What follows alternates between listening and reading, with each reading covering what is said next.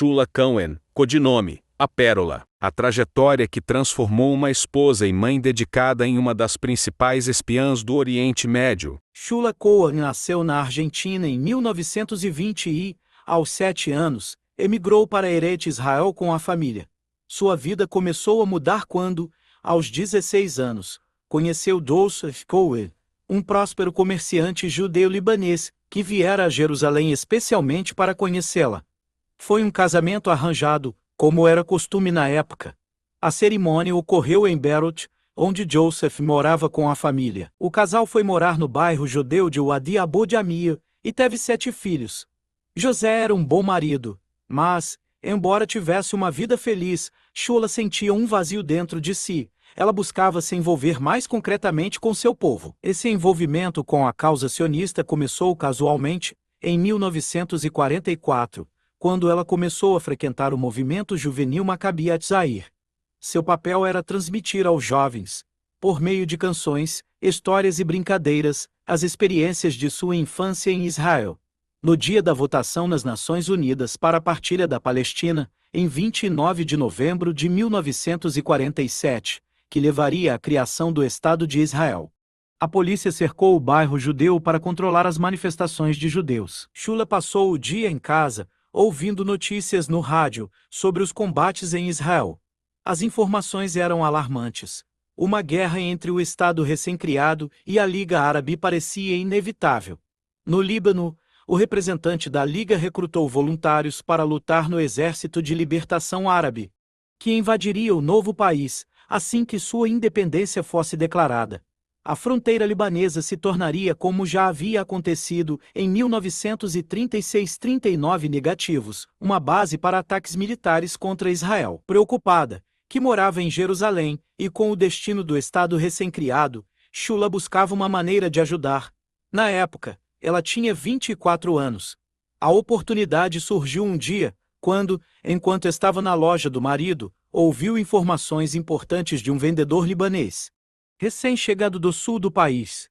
Ele falou sobre o recrutamento e treinamento de voluntários para lutar contra Israel e sobre possíveis instalações militares e movimentações de tropas árabes se preparando para atacar o novo país. Shula não tinha dúvidas.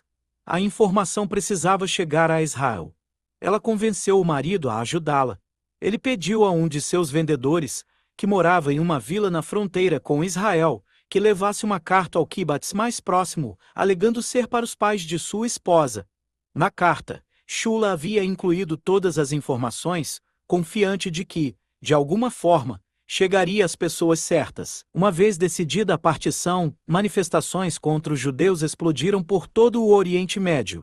O clima de relativa tolerância e liberdade que existia no Líbano levou milhares de refugiados judeus exilados da Síria e do Iraque a afluírem ao país.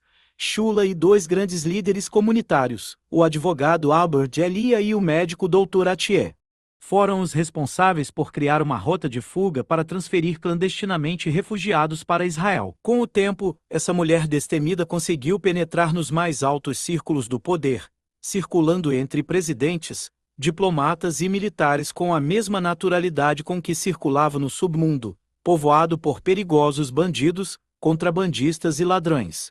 Sob o codinome A Pérola, Shula tornou-se uma das principais agentes israelenses no Líbano. Sua história é a de uma mulher que não hesitou em arriscar a vida do marido e dos filhos, bem como a sua própria, em benefício do seu povo. Referências histórico-políticas. Em 1949, após a criação do Estado de Israel, o Líbano aderiu à Liga Árabe. Com suas belas paisagens montanhosas e a influência francesa em sua cultura, o país tornou-se uma opção de lazer favorita em todo o Oriente Médio. Em busca de prosperidade e prestígio, também cultivou a vocação de se tornar a Suíça do Oriente Médio. Seu sistema bancário, um dos mais liberais do mundo, catalisou as fortunas dos Emirados, do petróleo do Golfo Pérsico, de grandes comerciantes, financistas e políticos. Naquela época, o grupo étnico mais importante era o dos cristãos maronitas, que representavam apenas 35% da população. No sul do país, viviam os muçulmanos xiitas. Ao norte, os muçulmanos sunitas, ligados à Síria. A leste, havia muçulmanos, cristãos e drusos, Em Beirut, viviam católicos, muçulmanos, armênios, gregos ortodoxos e judeus. Cada grupo étnico era agrupado em um bairro separado e independente, onde sua identidade e liberdade eram preservadas. O começo. Shula envia uma carta clandestina para Israel. Não demorou muito para que a resposta à carta enviada por Shula chegasse em Israel. A carta continha instruções para a primeira missão: ajudar a desembarcar secretamente em Beirut judeus para Israel. Caberia a Shula organizar o desembarque clandestino e escondê-lo até que conseguissem atravessar a fronteira. Se ela estivesse realmente disposta a agir em nome de Israel, teria que cruzar a fronteira, onde os responsáveis por esse delicado trabalho lhe dariam instruções diretas. Grávida e com 5 filhos pequenos, a corajosa mulher estava determinada e aceitou. Ela sabia que, ao cruzar a fronteira, sua vida mudaria para sempre. A viagem não foi fácil. A travessia foi feita de onde teve que percorrer vários quilômetros a pé, por trilhas lamacentas nas montanhas, em condições climáticas muito adversas. Lá, ela foi recebida por 3 homens e uma mulher. Foi longamente interrogada pelo representante da Haganah e da agência de imigração, o grupo responsável por organizar a famosa imigração ilegal. Entre outras questões, o grupo queria saber os motivos pelos quais a esposa de um rico comerciante libanês, mãe de 5 filhos, se envolveu em espionagem. Shula não hesitou. Ela queria ajudar porque era judia e Israel era seu lar. Ele recebeu instruções imediatas. Obter informações sobre campos de treinamento de terroristas, possíveis aquisições e envios de armas para países árabes, bem como os nomes dos comandantes e a movimentação de tropas. Também lhe foi pedido que organizasse a partida para Israel de refugiados judeus que deveriam chegar ao Líbano vindos do Iraque e da Síria. Assim que o primeiro grupo estivesse pronto para partir, bastava avisá-los. Ela ficaria encarregada de organizar todos os detalhes da fuga e Israel assumiria as despesas para refugiados judeus que quisessem ir para Israel. Entrou em contato com pessoas do submundo libanês, aventurando-se em bairros perigosos, algo impensável para uma simples dona de casa libanesa. No verão de 1948, durante os meses da Primeira Guerra entre Israel e os países árabes, foi forçada a interromper temporariamente essa atividade para retomá-la mais tarde. Em 1950, a Pérola já havia definido 3 rotas de fuga e cabia ao Musa enviar correspondência com as informações codificadas. No primeiro semestre daquele ano, um dos contrabandistas que trabalhava para ela foi preso na fronteira ao retornar de Israel. Ele lhe trouxe uma carta, na qual seu nome era mencionado. No dia seguinte, Shula foi levada à Delegacia de Segurança Geral da Polícia para interrogatório. Judeus sírios fogem para o Líbano para salvarem suas vidas. Com a deterioração da situação dos judeus sírios, houve uma onda migratória e mais de 300 refugiados de Damasco foram para o Líbano em 1951. O bairro judeu estava cheio de pessoas sem documentos, portanto ilegais no país. Era impossível absorvê-los adequadamente. Esse grande contingente de judeus deveria partir, o mais rápido possível, para Israel. Mudanças na fronteira impediram que o esquema de travessia pelas montanhas funcionasse, apesar da ajuda de contrabandistas. Um de seus amigos mais poderosos, Abu Said, aconselhou-a a atravessar os 300 refugiados judeus por mar. Empresário noturno, dono de cassinos e outros negócios obscuros, Abu Said governava o setor secreto da cidade. Seus contatos sugeriram usar um navio cargueiro, que podia transportar 100 refugiados em cada viagem e desembarcá-los na cidade portuária de Naharia. Ela retornaria via Chipre e, de lá, para Beirut. As 2 primeiras viagens transcorreram sem problemas. A terceira terminou em grande confusão. Era véspera de Sukkot. Os refugiados foram levados à noite, em táxis. 2 barcos cruzavam em direção ao cargueiro. Shula observava, sentada em um café não muito longe. De repente, ele ouviu sirenes. Era a polícia. Alguém os havia denunciado.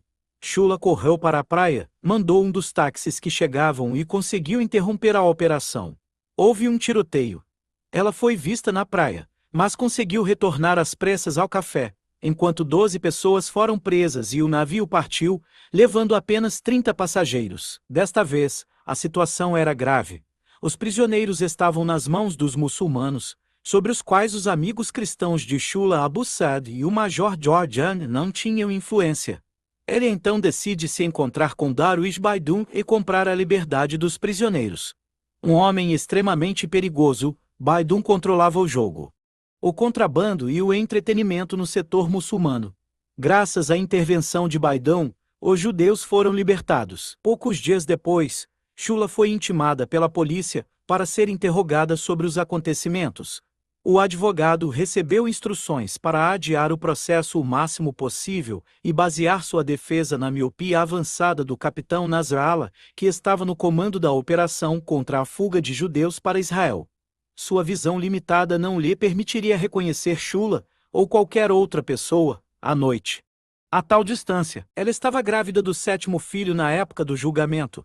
Foi condenada a 40 dias de detenção, que cumpriu após o nascimento do pequeno Davi, enquanto também enviava sua filha mais velha, Yafa, de 14 anos, para Israel.